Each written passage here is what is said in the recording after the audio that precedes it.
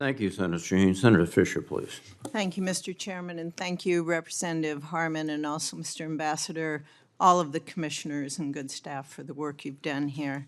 Mr. Ambassador, nuclear deterrence is the foundation. It is the bedrock on which our national security rests, and I understand that the Commission did not seek to replicate that work that came out of the Strategic Posture Commission, but it does highlight the importance of deterrence, strategic deterrence, in view of China's development, Russia's aggression, on and on.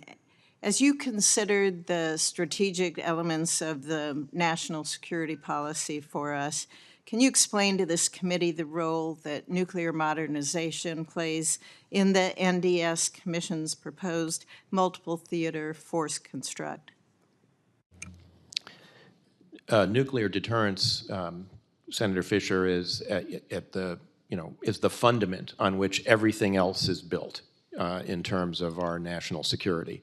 It's operating every day. It's not visible to American citizens, but the fact of our nuclear deterrent force, all three legs of the triad, being available is the most powerful deterrent that we have to conflict. It's not sufficient, but it is the absolute basis. And we really, I think, agreed with the conclusion our colleagues on the Strategic Posture Commission reached, which is that we have to move forward with alacrity on all the elements of modernization of the nuclear triad. That's the GBSD Sentinel program, that is the B-21, that is the Ohio replacement class.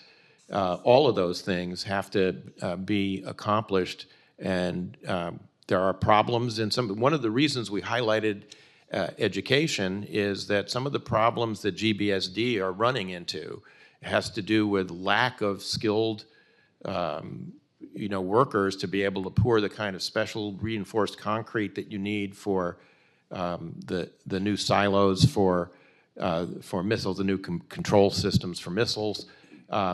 We lack welders in the submarine industrial base, as Senator Wicker knows well.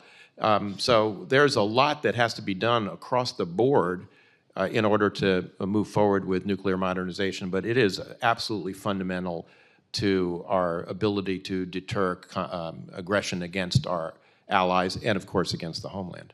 Thank you. And Representative, I really appreciated your comments on the workforce and the need we have for that, for a national strategy, and to be able to work with Senator King on a bill that we introduced, that we were able to get some of those important factors into the NDAA so that we can address them and hopefully continue to grow what we need and meet those needs quickly.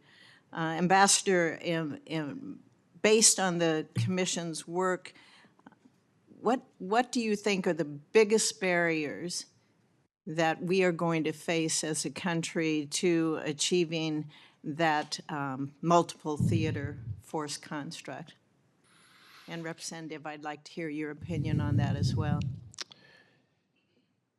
Well, the first, Senator Fischer, to your question, the force right now is too small, and so we have to grow the force, and that's in the face of the recruiting challenges that we've highlighted in the report that the Army in particular, but also the Navy and the Air Force have faced. And why, and I'm going to interrupt you. Please. Why is it too small? Can you explain, in this setting, the threats that we are facing when we look at the adversaries that we face and how that has changed over the last decade? It's too small in part because the department was sizing itself for one conflict.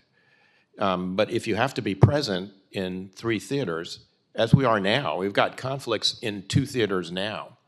If we have a third conflict in a third theater, it's going to require a lot more forces. People talk, for instance, about the Indo-Pacific being largely a Navy and Air Force fight. That's correct, but the logistics that support the Navy and the Air Force will largely be manned by the Army. And so we have to have an Army that is sufficiently large that it can operate in all of these places potentially simultaneously. Because honestly, it is very hard to imagine today a conflict in the Indo-Pacific that doesn't become a global conflict very quickly.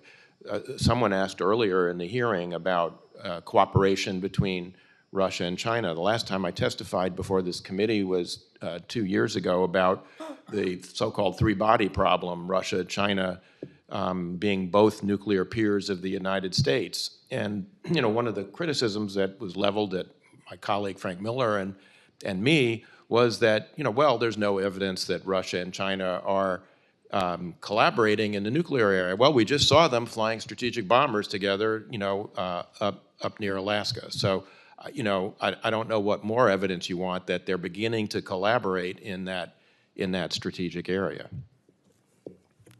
If I could just add a few things. First of all, on the nuclear triad and the nuclear posture review, Senator Kyle is a dear friend of ours. He did great service in the Senate and writing that report. And we talked about whether we should, in some ways, overlap some of his recommendations, but we decided they were so good they should stand alone. So it's not that we don't care, it's just that we recognize good work.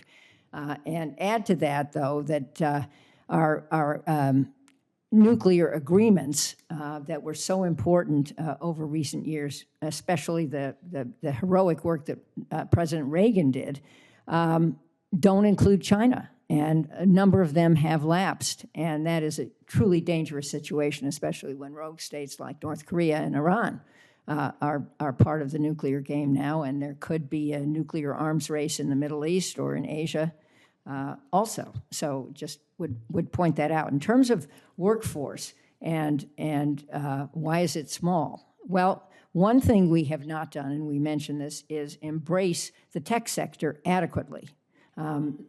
Future wars are not going to be fought the old way with vulnerable big platforms. They're going to be fought with more software, less hardware, more software. Not to diminish hardware, but we need both. In fact, the chairman of the Joint Chiefs was at the Aspen Security Forum last week. Some of us were there. Senator Sullivan was there. And he said, DOD is not a hardware department. Right. It's not, or if it is, it should not be a hardware department. So not only do we need more people, but we need different skills. And we need people who understand the tech base. And in fact, we have said that the business model of the Pentagon ought to move to embrace the business model of the tech sector, where failure sometimes is important so that you can improve things.